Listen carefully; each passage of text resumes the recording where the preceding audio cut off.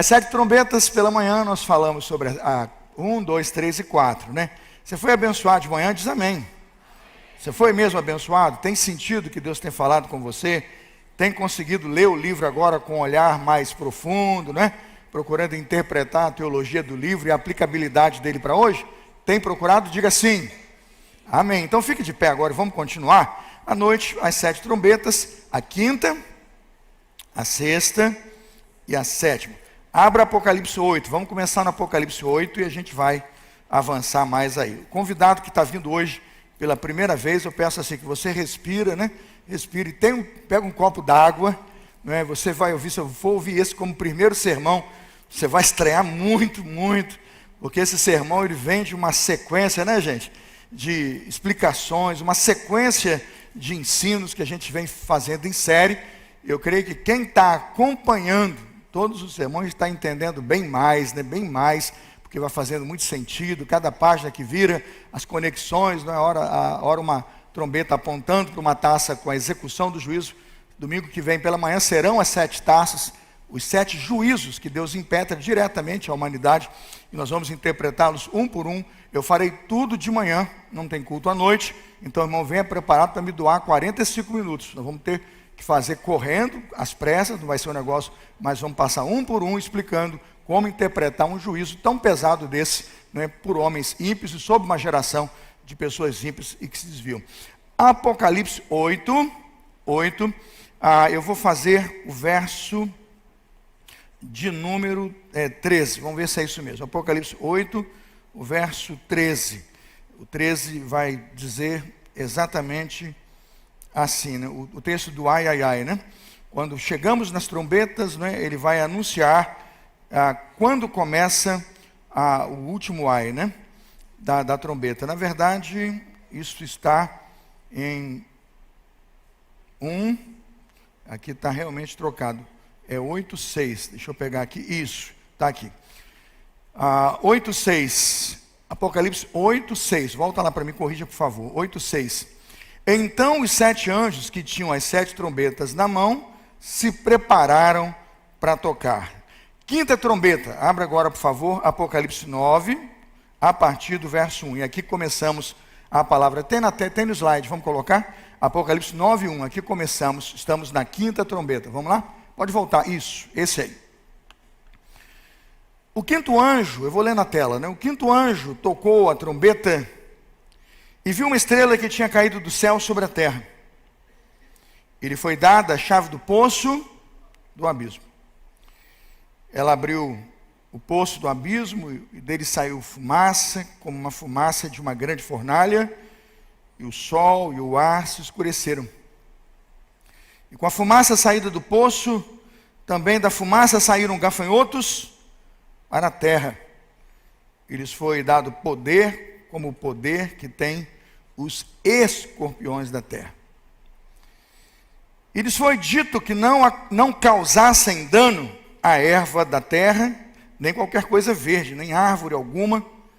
O dano seria causado tão somente, veja o texto, às pessoas que não têm o selo de Deus na testa.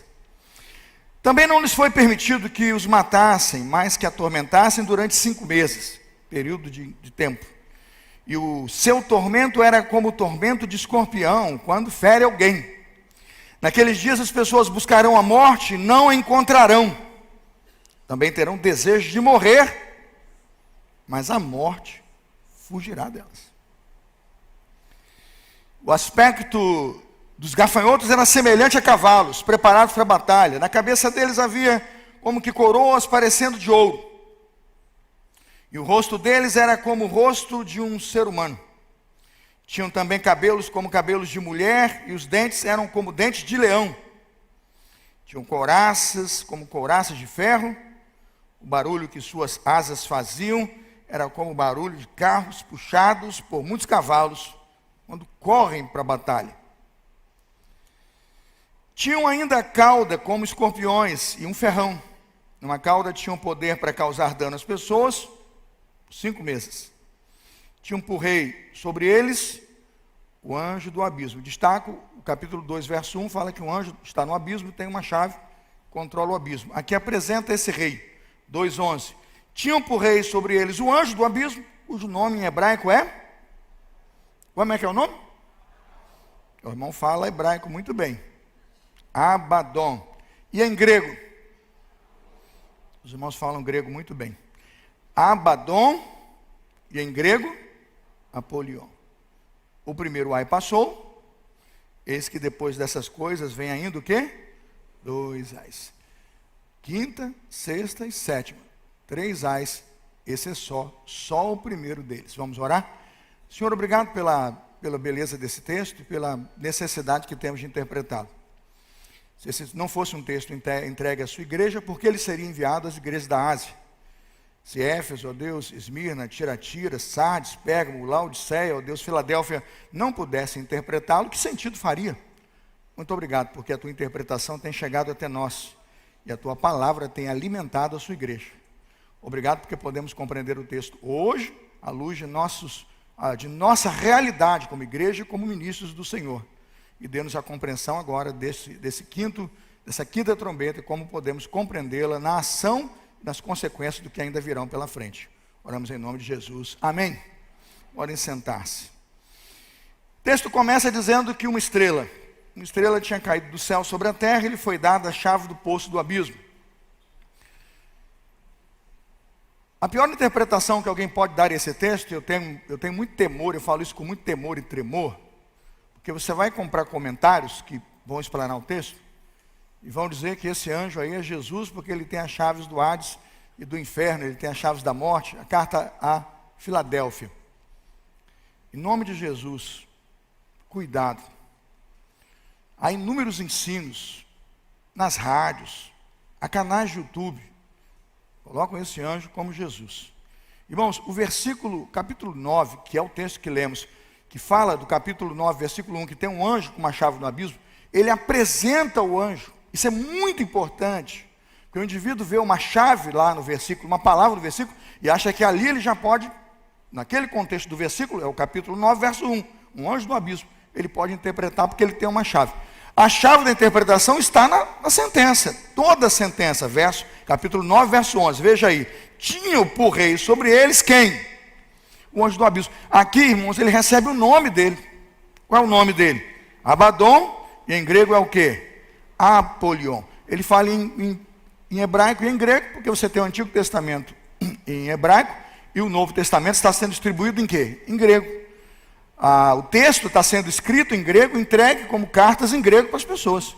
Então, ele deu as duas traduções, como era no Antigo Pacto, na Antiga Aliança, o Abaddon, e no grego o Apolion. O que significa? Eu coloquei embaixo. O nome do rei é o que, irmãos? Vamos falar forte. Destruidor. Repita. Destruidor. É preciso gravar, porque esse conceito vai evoluir na profecia. E se você começa a interpretar errado, eu digo que quem faz a pergunta errada, responde com a resposta errada, aplica de maneira errada. Então o nome do rei é destruidor. No hebraico é Abaddon, em grego Apolion. Vamos ver na Bíblia. Para mim, não tenho dúvidas, eu vou olhar todo o conjunto do texto. Ele é a antiga serpente. Apocalipse 12, 7, 9. Essa serpente, Apocalipse 12, 7, 9, caiu da onde? Caiu do céu. Está identificado lá no texto. No contexto, nós estamos no capítulo 9. Vira 2 páginas da sua Bíblia e confira. O anjo que caiu do céu. Agora, se você tinha dúvidas, no capítulo 9, verso 11, que diz Abaddon e Apolion, você vai descobrir. A palavra Abaddon é usada na Bíblia em pelo menos 6 passagens. Quem lê a Bíblia toda vai encontrar essa palavra pelo menos vista ali 6 vezes. Jó 26, 6, 28, 22, 31, 12. 3 no livro de Jó. Em Salmo vai aparecer no Salmo o quê? 88, 11. Você vai encontrar em Provérbios. Provérbios 15, 11 e o quê? 27, 20. Todas essas palavras, quando você ouve a palavra que está lá, Abaddon, em hebraico, destruidor, o significado a que ela se refere, tradução. Qual é a tradução? Em vermelho. Um lugar de destruição. Não pode ser Jesus. Um lugar de destruição, um abismo. Quando você tem Jesus, o trono é branco, ele está no trono, ele está no santuário e debaixo do altar testemunhas. Amém, irmãos? O tempo todo no livro. Então você não pode colocar em Jesus no livro em lugar que ele não está. O tempo todo, no santuário, no céu, nas alturas, no trono, debaixo dele, multidões, os mártires, o tempo todo, né? Trajando vestes brancas, em Apocalipse 19, um cavalo branco com diademas, e indo, né? O nome dele é Verbo, né? O Verbo de Deus. A Bíblia diz que o cavaleiro, o nome dele é fiel e verdadeiro, e vão interpretar esse texto como Jesus. Não é, é um lugar de destruição, de abismo. Por que eu estou dizendo isso? O próprio Senhor Jesus vai dar-nos toda essa percepção de como o inimigo vai ser interpretado desta queda do céu, à luz do que ele mesmo ensina. A Bíblia diz, está lá no Evangelho de Lucas, capítulo 10, né? Enquanto os discípulos de Jesus estão expulsando demônios e libertando pessoas de demônios, Jesus lhes disse: via Satanás o quê? Caindo do céu como um relâmpago. Como um relâmpago. E eis que eu dei a vocês autoridade para pisar cobras e escorpiões, sobre todo o poder do inimigo, e nada, absolutamente nada, lhes causará o quê? Dano. É muito importante esse versículo 19, porque se esse inimigo é destruidor, ele vai contra a igreja. Se ele tem a chave do abismo, ele vai contra os cristãos. É isso que o texto diz. Mas veja, quando ele cai do abismo, olha lá, o Senhor tirou o poder dele de causar dano a quem?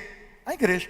Isto já nos ensinos de Jesus. Eu nem estou aqui discutindo, eu leio o Apocalipse com dificuldade. Leio o Evangelho de Lucas, isso já está lá como um conceito de proteção e de ação de Deus, que quando deu autoridade sobre os discípulos, o inimigo já estava perdendo a sua ação de poder sobre o servo de Deus.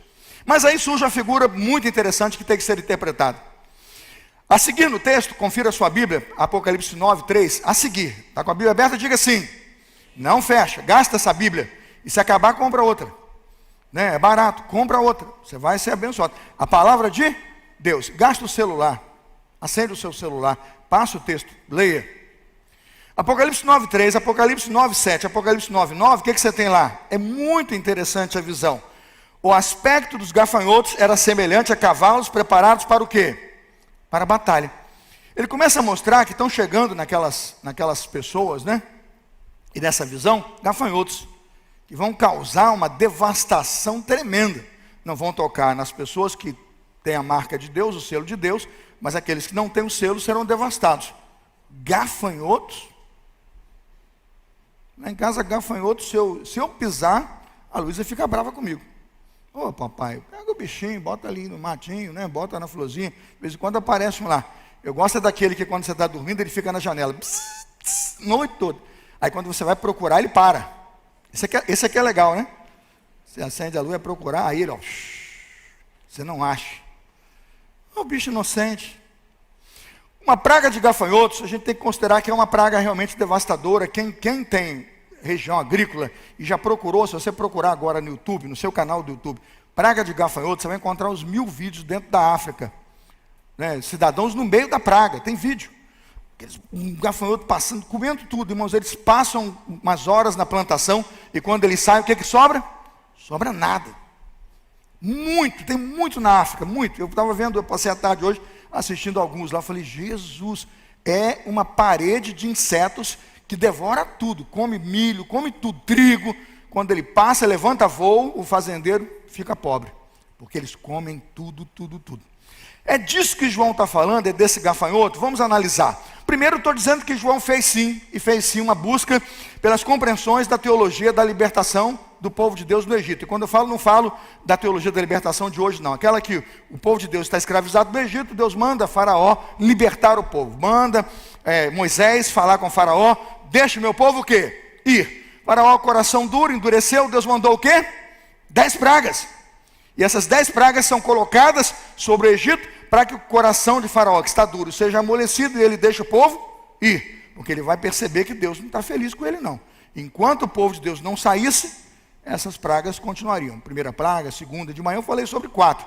Agora à noite eu estou voltando nas gafanhotos, é a 8ª, porque ela é muito importante que você compreenda, porque nessa realidade, ela foi uma praga agrícola. Ela vem contra o território do Egito, mas é uma praga agrícola. Ela vem como bichinhos mesmo, insetos mesmo, e devora a plantação. Eles ficam ali sem comida, sem nada, é uma tragédia, e tudo aquilo vai causando danos àquele povo e àquela nação. E o Faraó cedeu na matança dos primogênitos, ele não resistiu, ele deixou o povo sair. A analogia que eu faço é que Joel, abra sua Bíblia, Joel capítulo 1, Joel emprestou esse conhecimento da teologia das pragas e das ações de Deus na história como intervenção contra grandes impérios. No Egito, gafanhotos vieram, devoraram tudo, a água tornou-se em sangue, chuva serôdia, não é? Tem muita coisa acontecendo, chuva de pedras do céu com fogo, enxofre, tudo acontecendo nas pragas. Mas quando chega nessa praga, em Joel, eu vejo que Joel aplica a praga diferente. E eu não estou dizendo que não houve uma praga onde está o profeta. Eu não estou dizendo que o profeta não está tratando da memória de associação de uma praga de gafanhotos. Mas ele vai usá-la para outro fim. E isso é muito importante. Primeiro capítulo 1, veja aí. Capítulo 1, verso 4. Se tiver errado, já grita aí. Está errado, pastor, corrija. Eu vou corrigir aqui, tem que estar certo. O que o gafanhoto cortador deixou, o gafanhoto migrador fez o quê? O que cortou? Se cortou e caiu, aí é uma devora, meu irmão. Um corta, o outro come, né? Não sobra nada. O que o migrador deixou, o que aconteceu? O devorador comeu. E o que o devorador deixou, se ele deixou escapar alguma coisa, quem que acabou com tudo? Tem um nome, que você acabou de aprender um nome em hebraico aí. Qual é o nome? Abaddon. Não é lá? Está lá, ó. O destruidor. Essa teologia está perpassando a mente do judeu. Você entende por que eu estou pregando isso? Porque quando alguém leu essa carta e leu essa trombeta, a mente dele foi para onde?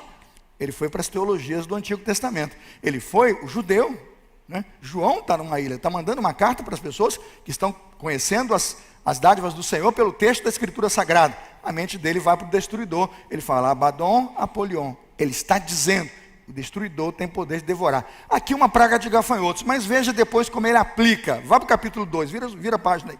Joel capítulo 2, versos 1 e 2. Só virar a página. Gafanhotos em Joel tem dois sentidos. Primeiro ele alerta, olha a linguagem é a mesma de João. Foram 7 trombetas, aqui tem uma. Ó, como é que começa o versículo 1? O versículo 1, toquem a trombeta. São 7 em Apocalipse, aqui uma. Toque a trombeta, é uma maneira de convocar, de chamar a atenção. É um som de alerta, uma advertência. Toque a trombeta em Sião, dê um alarme no meu santo monte. Todos os moradores da terra tremam, porque o dia do Senhor está chegando. Já está o quê? Próximo. Olha a sentença. Dia do Senhor, dia de juízo. Olha o 2, Joel 2:2.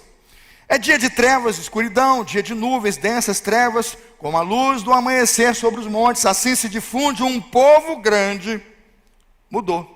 Um povo grande, poderoso, diz o texto, né?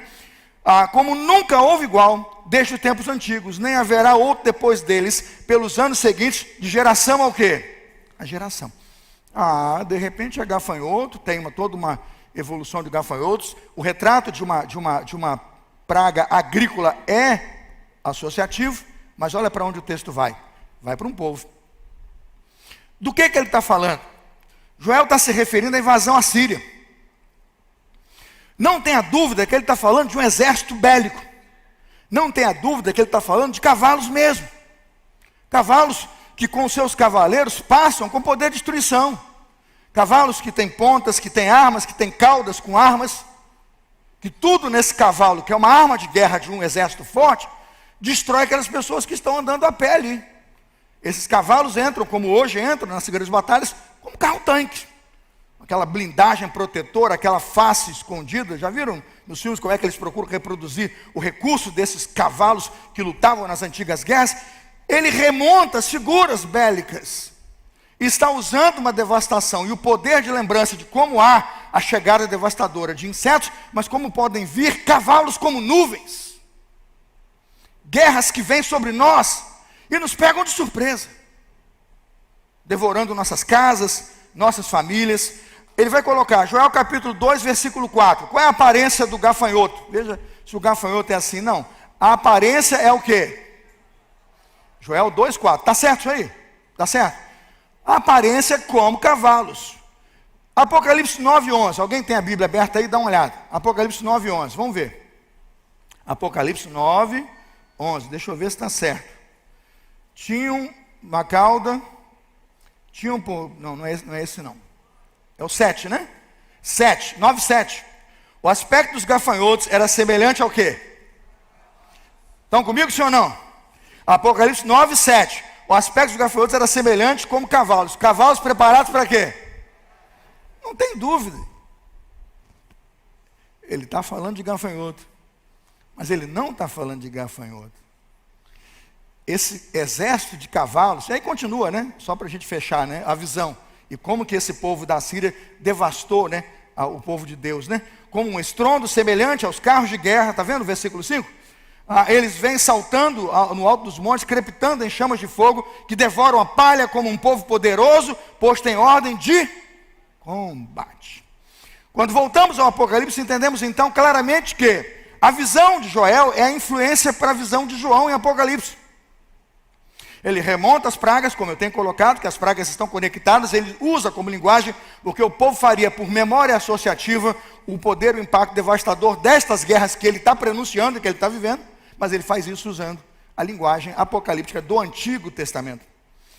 A diferença nesse texto de influência aqui é que a praga aqui em Apocalipse, do texto que lemos, Apocalipse 9, a quinta trombeta, a praga aqui não é agrícola, é um conflito de nações com desdobramento espiritual. Veja Apocalipse 9:4.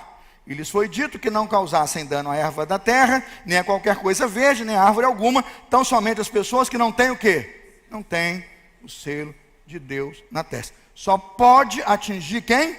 O ímpio. Você está lendo comigo? Só o ímpio vai ser atingido. Aqui, só o ímpio. Vamos tentar entender então. Neste conflito que está acontecendo na terra, servos de Deus não serão tocados. Apocalipse 9:4. Aqui, não. A severidade do tormento a ser infligido aos ímpios não é uma severidade para a morte. Você viu que tem lá 5 meses? Viu os prazos? E tal, eu sempre disse, terça parte, 5 meses. Toda medida é para dizer que o juízo está sobre o quê? Controle medido. Eles vão sofrer. Mas é uma trombeta gritando: muda de vida, meu filho. Pega outro caminho, meu filho. Tenta consertar enquanto dá tempo, porque o que vem aí é muito forte, é muito pesado. E eu vou dizer uma coisa para você: é você que está traindo tudo isso. São os seus pecados que estão produzindo tudo isso. É você que se filiou nesse exército, pegou essa espada, essa baioneta e está cortando sangue por aí. É você que de alguma forma se envolve, que de alguma forma se entrega a isto. Ele fala: eu estou falando num volume alto, num som de trombeta para você ouvir. É tempo de você despertar. É uma palavra de despertamento. O ímpio seria atormentado para que ele reconhecesse que aquele é o tipo de sofrimento do qual ele quer se livrar e precisa se livrar, e veja, a oportunidade será dada. Não é para a morte, o texto afirma, Apocalipse 9, 5 e 10, ele vai ouvir um alerta que lhe pode mudar a história de vida. Eu coloco 2 percepções a partir disso, a hora do ímpio e a hora do santo, do salvo, do que tem o selo. Vamos pensar aqui. Deus tem poder para proteger os seus? Vamos levantar a mão. Quem concorda que sim, levanta a mão. Deus tem poder? Levanta a mão. Abaixo. Quem discorda? Ninguém, graças a Deus. Imagina a tristeza de Deus ouvindo, né, você levantando a mão. Quando a ordem civil vacila, o tecido social se rasga, a violência se torna cruel, aleatória, será que Deus tem poder para proteger os seus? Ainda assim? Suas ovelhas não ficarão indefesas no meio desse fogo cruzado, onde gafanhoto é um exército poderoso que tem poder devastador de matar qualquer um e até o povo de Deus? Na Síria, o juízo foi contra o povo de Deus. Por que aqui não seria? Por que aqui não seria? 2 Pedro 2, de 4 a 9. É que na teologia do juízo final, o juízo de Deus é uma resposta de Deus à igreja. No juízo final, irmãos, o juízo de Deus é uma resposta àqueles mártires que estão perguntando: até quando, Senhor? Lembra dos selos? Até quando não julgarás a causa daqueles que morreram pelo Senhor? A resposta é absolutamente distinta. Tanto é distinta que o apóstolo Pedro, num lindo sermão escatológico, mostra o poder de Deus para proteger os que são seus. Veja o que Pedro prega como um sermão escatológico e de juízo, preparado para o dia do juízo, como Deus se comportará em relação à sua igreja e aos seus. Vamos ler lá? Primeiro, pois Deus não poupou anjos quando pecaram, mas lançando-os no inferno, prendeu-os com correntes, deu o quê? Escuridão. 2 Pedro 2,4. Continua, reservando-os para o quê? o juízo. Continua 2 Pedro 2,5, vai em diante. E ele não poupou o mundo antigo, mas, porém, contudo, todavia, entretanto, isso não está no texto, eu estou chamando a sua atenção. Mas, porém, contudo, todavia, entretanto, ele preservou a quem? Noé.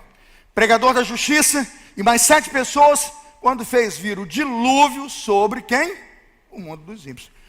Quando Deus julgou os ímpios, Deus já tinha preservado o seu povo? Sim ou não? O texto diz que sim. Continua. E reduzindo as cinzas a cidade de Sodoma e Gomorra, foi juízo e correção sobre 2 cidades? Sim. Foi. Está no texto, 2 Pedro 2, a partir do verso 7. E reduzindo as cinzas as cidades de Sodoma e Gomorra, condenou-as à ruína completa, tendo-as posto como exemplo do que viria a acontecer com os que viessem impiamente. Mas, porém, todavia, contudo, entretanto, ele livrou quem? Livrou seu servo Ló, não é Jó, Ló, que ficava aflito com a conduta libertina daqueles insubordinados. Agora eu quero terminar aqui, eu estou pegando já o final do versículo 9, o texto é muito longo, você crente pode ler em casa. Olha o final, vamos ler juntos em vermelho? Assim, o Senhor sabe livrar da provação os piedosos e manter os injustos sob castigo para o dia do juízo. Não vi um glória a Deus, não ouvi nenhum. Oh, que texto poderoso. Você está lendo só Apocalipse na escatologia, você devia ler Sofonias, Zacarias, Daniel e ler a Pedro. Irmãos, oh, que texto, Enoque, que texto precioso, Enoque. O Senhor cuidando da sua igreja. Assim, o Senhor sabe livrar da provação os piedosos e manter os injustos sob castigo está na profecia, para o dia do juízo. 2 Pedro, capítulo 2, verso 9. Fique tranquilo, olha para o seu irmão e fala assim, fica tranquilo. Fala para ele, fica tranquilo. Fica tranquilo. Toma uma aguinha, respira. Ufa! Deus é especialista em cuidar dos seus. Pastor,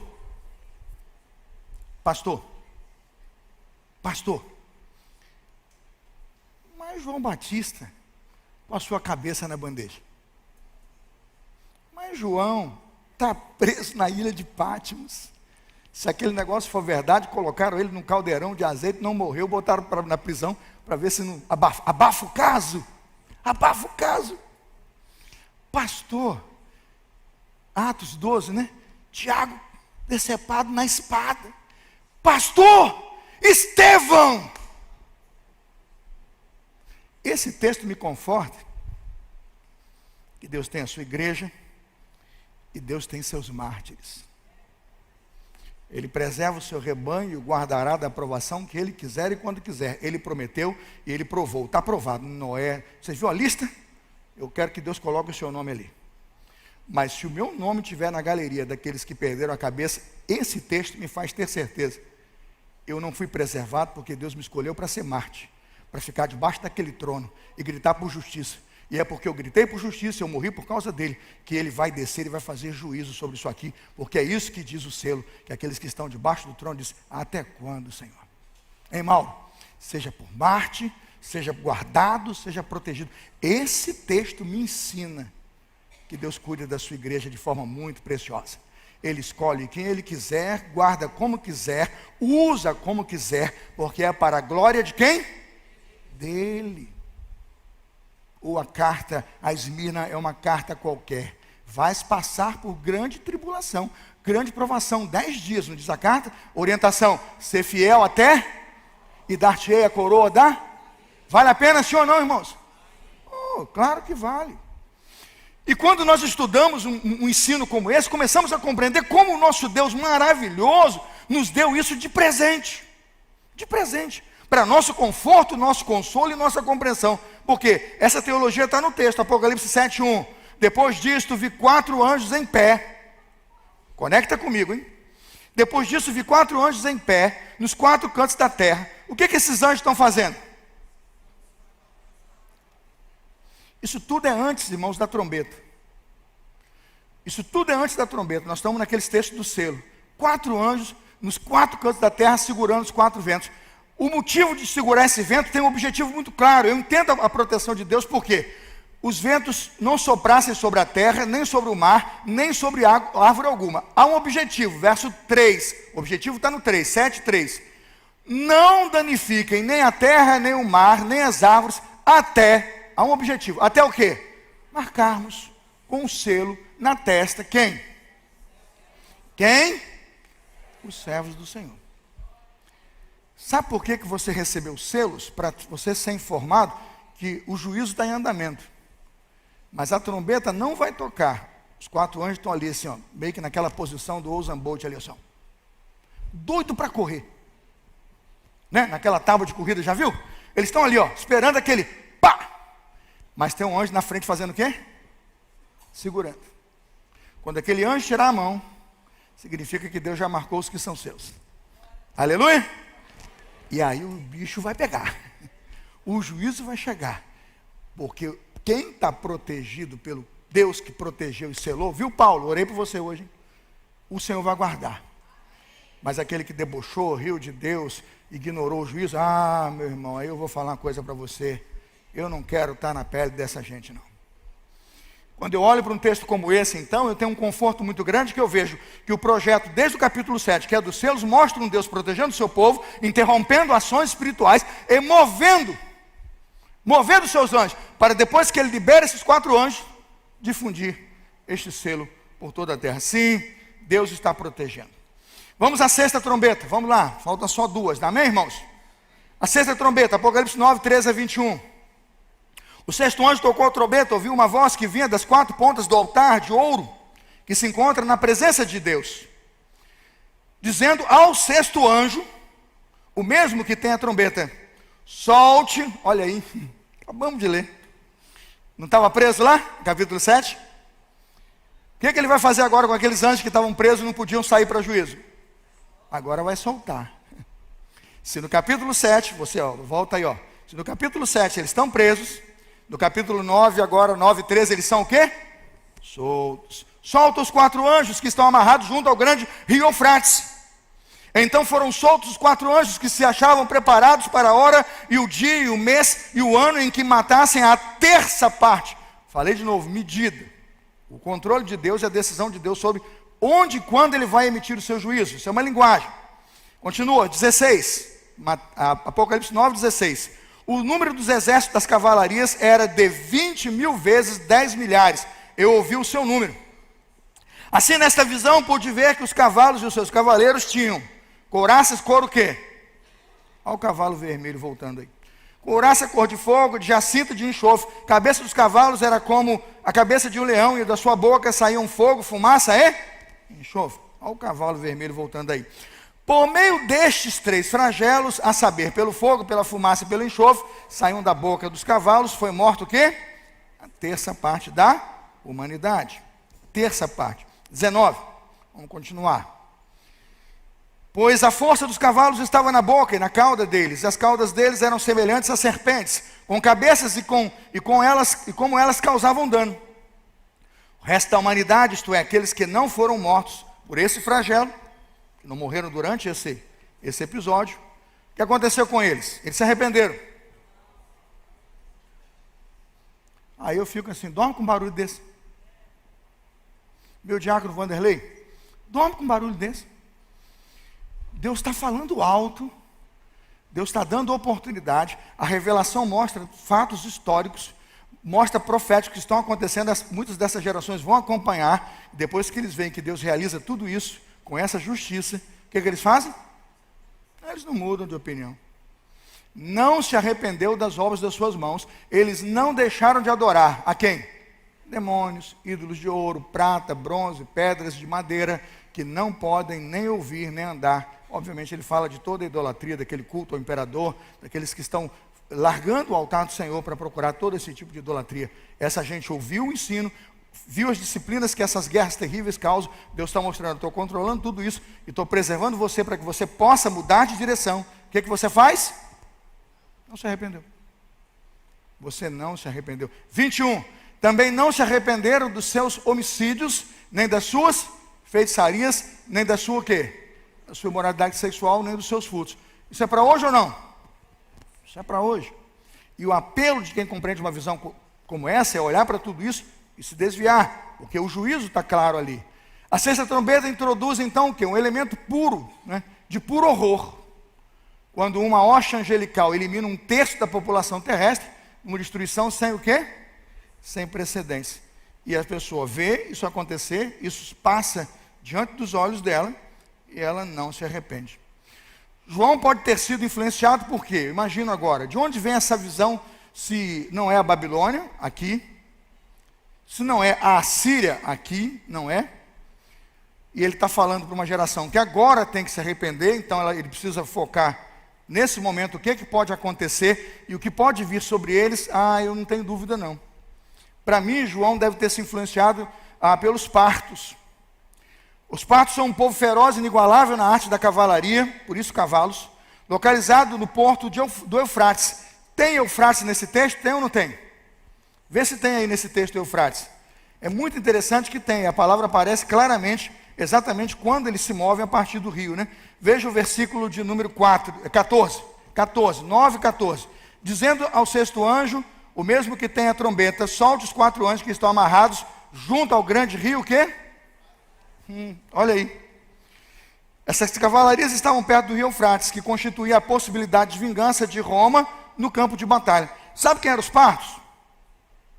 A única cavalaria que Roma não dominou. Os partos eram a nêmesis, que a gente já ouviu falar naquela coisa dos gregos. A nêmesis era o ponto de derrota dos romanos. Você fala assim, eles conquistaram o Campo Grande? Sim. Conquistaram Tijuca? Sim. Conquistaram a Zona Sul, Barra? Sim. Conquistaram Santa Cruz? Santa Cruz não. Esse pessoal aí, ó. Esse pessoal enfrentava. Eles tinham estrutura e quando o império vinha, eles resistiam bravamente. E se sabia, todo mundo sabia, que a hora de Roma ia chegar, porque esse pessoal estava preparado, estava se preparando, se aliando para enfrentar o Império Romano. Eles não só não perderam as batalhas, mas como estavam preparados para enfrentar. É claro que João está dando esse tipo de alerta. João sabe explicar o texto e sabe que o seu leitor vai compreender agora em que dinâmica o gafanhoto, o exército, agora não é a Síria, mas aquele exército que pode abater esse exército, que julga você pode te proteger. Porque a ideia seria a seguinte: João está preso, Deus me protegeu. João diz, não, Deus vai me proteger. Mas e Roma? Não, eu sirvo o imperador pode. Ele fala, não, filho, Deus vai levantar a sentença contra o seu império e Deus vai corrigi-lo. E se você ficar esse tempo todo nessa linha de devoção que você está, Deus vai levar não só o império e você junto. Entenderam agora a profecia? É esse o sentido do texto, em que você não deve, não pode entregar-se a esse tipo de dominador, a esse tipo de domínio. Veja o verso 14, volto lá. Solte os 4 anjos que estão amarrados junto ao grande rio que? Eufrates. O rio Eufrates tem significado contemporâneo. Eufrates significa, simples, significa fonte de opressão em um lugar de exílio. Você tem um anjo do abismo e um lugar onde esses exilados são colocados. Além do rio Eufrates, ficava a antiga Nínive, voltamos à figura, a capital da Síria que devastou o reino do norte, Israel, e conquistou quem? A Babilônia. É do mesmo lugar que os partos estão vindo. Os profetas do exílio se referiam às potências estrangeiras, eles chamavam toda a potência estrangeira que oprimia o povo de Deus. Qual é a palavra que eles usavam no Antigo Testamento? Você sabe? Quando o profeta do exílio se referia a qualquer potência que agredia e assolava o povo de Deus, eles chamavam de Gog. Essa é a palavra, Gog. Essa palavra Gog dizia que aqueles homens que desciam do Nordeste e do Eufrates vinham para afligir quem? O povo de Deus. Onde está isso? Na Bíblia. Vê lá. Ezequiel 38:2. Vamos ler juntos? Vamos juntos? Filho do homem, vire seu rosto contra Gog, terra de Magog, príncipe de Ros, de Meseque, Tubal, e profetiza contra ele. Olha o 3. Dizendo assim, olha o que Deus mandou dizer a Gog. Gog e Magog. Você vai ver essa batalha, eu vou pregar sobre ela, a batalha de Gog e Magog. Ela é o símbolo do exílio. Dizendo assim, diz o Senhor, eis que estou contra você. Quem? Príncipe de quem? Ros, Meseque e Tubal. Bota o nome do seu filho não, tá? Não bota não. Não tem notícia boa aí não. quando você falasse Gog para alguém que viveu no exílio e foi expulso da sua terra, ele sabia que era o inimigo opressor. Entendeu, Diana? Ele ouvia e sabia, a batalha de Gog e Magog significa que o exército opressor vai chegar nos que são vítimas. É mais ou menos o tic-tac, tic-tac, tic-tac do relógio que diz que o império vai se levantar para matar gente simples. Vão tacar bomba na faixa de não sei o quê, na cidade de não sei aonde. É esse tipo de dualismo de linguagem que está aí. E João faz isso muito bem. João captura isso e coloca de volta lá no Eufrates, lembrando, vocês vão ficar desse lado? Vocês vão seguir essa estrutura? Olha como que eu aplico isso. No Império Romano, no final do primeiro século, o Eufrates era, na verdade, o limite oriental do domínio de Roma. Qualquer judeu que estava ali, e naquele momento da carta lida nas igrejas, saberia disso. Ele sabe onde estão os limites do Império. Todas as potências ameaçadoras de Roma estavam para além dessas fronteiras, todas. A mais ameaçadora era a Pártia, os partos, e a sua cavalaria, seus arqueiros. O mundo estava prestes a ser conquistado por quem? Pelos partos. Quando nós começamos a ver isso na história e acompanhamos as datas disso aqui, eu entendo claramente que o texto está conectadíssimo com a realidade de cada judeu ao receber essa mensagem e ao entender, eu não posso ficar no meio dessa guerra, eu não vou ficar de um império para outro jogado para lá, eu vou seguir o Rei dos Reis, o Senhor dos Senhores. E ele fala sobre isso, que essas guerras estão todas aí porque o homem tem vivido no seu pecado. Por que ele então manda esse alerta? E por que então essa trombeta toca? Estamos nessa sexta trombeta, e esse é um alerta para todos os povos, raças, tribos, línguas e nações. Primeiro, o propósito. O propósito dessas trombetas é alertar os complacentes e chamá-los ao quê? Ao arrependimento. Lembra das 7 igrejas? Qual era a mensagem mais profunda a todas as igrejas? A todas. Você só não vai encontrar repreensão para Filadélfia. Todas as outras 6. Qual era a mensagem? Arrependa-se. Essa era a mensagem. Ele pedia fidelidade, mas depois do quê? Do arrependimento. Arrependa-se, volta no lugar onde caiu, arrependa-se e pratica as primeiras obras, arrependa-se em todas as igrejas. Porque o texto nos diz que as trombetas agora cumprem o mesmo papel. Elas são designadas para cada um de nós, para que nós ouçamos esse tipo de som, e ouçamos o som que pede, arrependa-se. O propósito, alertar os complacentes, chamá-lo ao arrependimento. Cada uma das pragas associadas às trombetas proclama quem? Uma supremacia de Deus, e prefigura o quê? O juízo vindouro, oferecendo tempo, são duas grandezas, tempo e o quê? Tempo e oportunidade, para quem? Para aquele pecador desvairado se arrepender. Arrependimento, vendo a desordem e caos em que o mundo se encontra, a falta de lei, ordem, segurança, isso deveria levar o pecador a refletir e se arrepender do quê? Do caminho que decidiu trilhar. Ele não deveria contribuir com essas guerras, ele não deveria ser um participante desse tipo de guerra ou invasão, não. Ele deveria tomar o caminho do arrependimento. O que o juízo de Deus revela? A verdade é que esse juízo servirá para revelar o quão justa será a condenação do ímpio que não deu ouvidos à mensagem. Sabe o que eu mais ouço por aí? Deus é um Deus muito irado, muito raivoso, um Deus muito bravo. Eu não acredito nesse Deus. É o que mais a gente ouve. Sim ou não? Esse Deus aí que vocês pregam, esse Deus da Bíblia, né? É muita espada e pouco amor. Não diz assim? Não tem muito disso por aí? E isso e aquilo.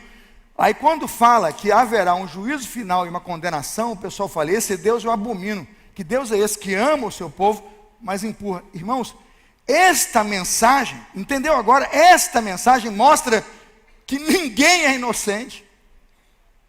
Deus vai esgotar o potencial de avisos, entendeu?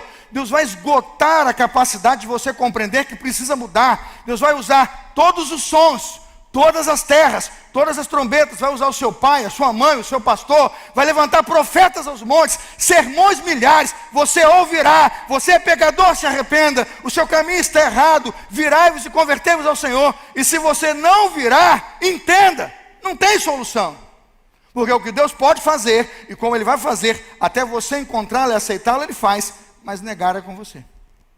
Como a mulher de Ló, com aquela linda oportunidade de sair com a sua família, um pedido, não olha para trás. Ela olhou e virou o quê? Você acredita que esse tipo de pecador aí, irmãos, está sendo condenado justa ou injustamente? Mais sinais, mais evidências? Não tem. Apocalipse 9:20. Não se arrependeram das obras de suas mãos. Eles ouviram e Deus se certifica. Por isso que os anjos estão segurados e está tudo acontecendo para que seja certificado. O ímpio e o que tem o selo. Aqueles que têm o Espírito e aqueles que não têm.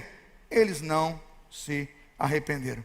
O que Deus faz é nos colocar a sentença clara de uma geração que Ele vai condenar porque ela não tem mais conserto. Para onde nós vamos? Aqui a sétima trombeta é onde a coisa muda e aqui eu quero terminar o sermão. Apocalipse 11:15-19, vamos acompanhar. O sétimo anjo tocou a trombeta e houve no céu vozes fortes dizendo: o reino do mundo se tornou de nosso Senhor e do seu Cristo, e Ele reinará para sempre. Como é que a voz forte está cantando? Vamos cantar a voz forte aí, todo mundo. E a voz forte, não é? Cantou dizendo, todos juntos: o reino do mundo se tornou de nosso Senhor e do seu Cristo. Com certeza essas vozes fortes não eram os irmãos, mas elas estão cantando lá. Forte. Um barulho, eu diria, para todo mundo ouvir. Por isso, voz forte. E os 24 anciãos que estavam sentados no trono diante de Deus prostraram-se sobre o seu rosto e adoraram a Deus. Eles diziam: graças te damos, Senhor Deus Todo-Poderoso, que és que eras, porque assumiste o teu grande poder e passaste o quê? A reinar. Vamos avançar. Na verdade, as nações se enfureceram. Chegou, porém, a tua ira e o tempo determinado para serem julgados os mortos e se dar galardão aos teus servos. Os mortos serem julgados e os servos receberem galardão. Os profetas e os santos e aos que temem o teu nome, tanto pequenos como grandes, para destruírem aqueles que destroem o quê? A terra. Abriu-se então o santuário de Deus que se acha no céu, e foi vista a arca da aliança no seu santuário, e sobrevieram relâmpagos, vozes, trovões, terremoto, forte chuva de granizo. Qual é a expectativa que temos aqui ao ler essa sétima e última trombeta, e ela é definitiva? Aqui o Senhor Jesus assume o cetro e governa sem oposição. A expectativa celeste pela hora em que Cristo finalmente conquistará o mundo, descreve o quê? A derrota de toda e qualquer oposição a Deus e ao seu reino. Esse dia chega quando essa trombeta tocar. A sétima trombeta, como sétimo selo, não tem nenhum evento cronológico. O sétimo selo não tem nenhum evento. Ele é, na verdade, as 7 trombetas e os 7 anjos. Lembram? O sétimo selo é o quê? 7 anjos com 7 trombetas. Não tem evento, ele só anuncia. Chegaram os caras, vão tocar. E aqui? Aqui a sétima trombeta só tem uma coisa. Deus chegou, segurou o cetro. Vai ter taça de ira para todo lado. Quem ouviu, quem entendeu, porque não tem quem não entendeu, não haverá inocente. Quem ouviu, entendeu e não se arrependeu, será o quê? Julgado. Essa é a grande mensagem que a igreja não pode perder e deixar de pregar. No sétimo selo, lembra? Havia o quê? Silêncio aonde? No sétimo selo tem silêncio no céu, anjos se posicionam. Os mártires estão parados. Até quando? Está tudo muito parado. É muito crente morrendo, muito justo chegando no céu. E Deus nada. Deus não faz nada. Aqui não. Se no sétimo selo havia silêncio, na sétima trombeta temos um grito alto. O reino do mundo se tornou de nosso Senhor e do seu Cristo. E Ele reinará para sempre. O reino aqui se refere ao exercício do seu governo. Não significa dizer que até aqui Jesus não reinava. Por favor. Não diga isso, não copie isso, não tente dizer que eu disse isso, eu não estou dizendo isso. Ué, mas você está dizendo que agora ele vai reinar, não reinava, não estou dizendo isso. Aqui, ele toma todas as coroas que aqueles cavaleiros brancos tinham. Lembra que ele dava coroas? E aqueles homens saíam para governar? Lembra de Romanos 13, que ele deu e conferiu autoridades que têm a espada? Lembra disso? Agora é a hora em que o rei passa recolhendo coroas e espadas. Agora vocês vão prestar contas ao governante de todas as nações. O que esta profecia nos diz, irmãos, exatamente nos diz, é que o reino se refere ao exercício claro, ao absoluto exercício claro, exercício do seu governo. Daniel 4:34. Mas no fim, Nabucodonosor, naqueles dias, disse eu, Nabucodonosor, levantei os olhos ao céu, recuperei o entendimento, então eu bendisse o Altíssimo, e louvei e glorifiquei aquele que vive para sempre. E o que Nabucodonosor disse? O rei da Babilônia. O que ele disse? O seu domínio é eterno, e o seu reino se estende o quê? Geração a geração. O pior dos reis, o pior de todos, ficou como um animal. Ele se levantou a dizer: o seu domínio é eterno, o seu reino estende de geração a geração. Todos os moradores da terra são considerados como nada. O Altíssimo faz o que quer com o exército do céu e com os moradores da terra. Daniel 4,35. Não há quem possa deter a sua mão, nem questionar o que ele faz. Amém, irmãos? Daniel diz, ele coloca reis e ele o quê? Remove reis, Daniel 2. Ué, pastor, mas ele tinha ou não tinha? Ele sempre teve e tem. Só que agora o mundo, irmão, saberá que agora o poder único é incorporado nas mãos de Jesus. No mundo foi incorporado o propósito soberano e secreto de Deus e a rebelião satânica estava aí. Você tem dois tipos de rebelião que acontecem hoje, a satânica e a humana. E elas contradizem a vontade santa e revelada de Deus. Não me diga que o estuprador está cumprindo a vontade de Deus. Não me diga que um homicida, ao matar alguém nas ruas, está cumprindo a vontade de Deus. Está cumprindo, irmãos? Não. Esse tipo de homem rebelde, esse tipo de pecado horrendo, ele não tem parte com o Senhor, mas ele está acontecendo, aí o pecador olha e fala, cadê o seu Deus? Deus governa, mas ele tem dado poder e autoridade às nações, ele tem colocado os seus líderes, ele tem permitido que eles ajam, e ele faz um apelo a eles, 7 trombetas, arrependam-se! Mas a igreja tem um motivo pelo qual ela pode ver isso mudado. Por isso, os seus discípulos sempre oraram e sua igreja deve orar. Pai nosso que está nos céus, santificado seja o teu nome. Venha a nós o teu reino. Pai nosso que está no céu, santificado o teu nome. Venha a nós o teu reino. Seja feita aqui na terra como no céu. A oração venha o teu reino é a oração que todo crente faz. Todos nós pedimos e às vezes não sabemos o que significa. É a 7ª trombeta, é o reino de Deus aqui agora. Cada governante, cada rei, cada nação devolve a sua coroa e presta contas. E o Rei dos Reis vai julgar a todas elas diante do seu trono. Vem o teu reino, na verdade, é o grande grito. O grito que registra a resposta às orações. Quando você pediu, venha, corrija aí, venha o teu reino, gritando, e você orou pedindo, venha o teu reino, o reino foi chegado, e o reino chegou. O que Deus está dizendo é que as orações dos mártires, dos selos que estão acontecendo debaixo do altar, e de cada igreja que pede o reino de Deus implantado com justiça, esse dia chegou. Nesse dia Deus recolocará a autoridade dele no lugar. É nesse dia, irmãos, que a rebelião dos governantes não mais existirá. Passa para mim o slide, está preso aí. Nesse dia, cada governante que estava com protestos, que se levantava contra o Senhor, ele não terá mais essa audácia e essa atitude. Ele não vai jogar mais bombas atômicas e mísseis na cabeça de inocentes. Esse poder lhe foi tirado. Essa profecia, irmãos, vem o tempo todo no Antigo Testamento e chega agora no 7º selo como um juízo sobre a igreja. Veja o texto. Porque se enfurecem as nações e os povos imaginam coisas vãs. Os reis da terra se levantam e as autoridades conspiram contra quem, irmãos?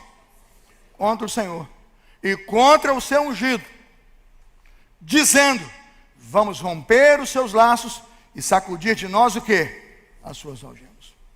Isso é rebelião de rei ou não é? Isso é rebelião de nação ou não é? Nação rebelde, em que Deus está dando ordem, dando amor, chance para arrependimento, mas eles se rebelaram. Está lá, Salmo 2, 1 e 2. O que Deus fez? Ah, meus irmãos, Deus chamou a última trombeta e entregou o cetro e a coroa na mão de Jesus. Quando a última trombeta soar, tudo isso será passado. O Cordeiro venceu a sua morte, o Cordeiro venceu a sua própria morte e sentou-se com seu Pai no trono do universo. A vitória da 7ª igreja, você acha que a 7ª igreja perdeu? Morna, coitada, fraquinha, não será salvo pelas suas obras. Não será salvo, irmãos, porque é boazinha, não. Ela é salva porque confiou no Cordeiro. A 7ª igreja vai ser salva na 7ª trombeta. Qual é a promessa da 7ª trombeta? A 7ª igreja, conecta o texto. Ao vencedor darei o direito de sentar-se comigo no meu trono, assim como também eu venci e me sentei com meu Pai no seu trono. Diga glória a Deus. O dia da vitória da igreja chegou. A igreja morna, fraca, frágil, não pode salvar-se a si mesmo, mas o seu Redentor pagou sangue sobre ela, e se ela aspergir sobre si o sangue e aceitar o sacrifício, até a igreja que estava morta, irmãos, neste momento, chegará salva, lavada e remida pelo sangue do Cordeiro. 7 selos, 7 igrejas, 7 trombetas, e elas culminam para a vitória da igreja em Jesus, porque Ele vai aperfeiçoar a sua noiva. Vamos terminar o sermão enquanto o coral vai chegando aí pela escada. O coral, vem comigo. Preciso do coral aqui agora. Vamos terminar. Bota a conclusão para mim, filho. Está preso. Quando a 7ª trombeta tocar, a ira de Deus terá chegado ao seu final. E a última conspiração das nações contra o reinado de Deus terá chegado ao fim. Mortos, diz a Bíblia, serão julgados. Servos de Deus receberão o seu galardão, e os destruidores da terra enfrentarão total destruição. Fique de pé, igreja, toda a igreja. Essa vitória final está registrada onde? Apocalipse 19 a 22. Quando leio cada um desses 2 capítulos, 3 capítulos, 19, 20, 21 e 22. São 4. Eu posso ver em detalhes como o Senhor Deus preparou uma igreja vitoriosa e triunfal, e fez isso com o cordeiro com o cetro em suas mãos. As 7 trombetas, aprenda, as 7 trombetas de Deus têm o poder de destruir toda e qualquer resistência ao estabelecimento do reinado de Jesus Cristo. E a 7ª trombeta é o justo e mais justo juízo que a humanidade vai conhecer. A igreja e o que tem o selo preservado, mas o ímpio que ouviu e não se arrependeu, este será condenado. Esta mensagem está nas mãos daquele que pregou e disse, como igreja no 7º selo. Vamos ler juntos em vermelho, todos juntos? Eis que chegou o grande dia, todos juntos forte. O reino do mundo se tornou nosso Senhor e do seu Cristo, e Ele reinará para todos sempre. Amém?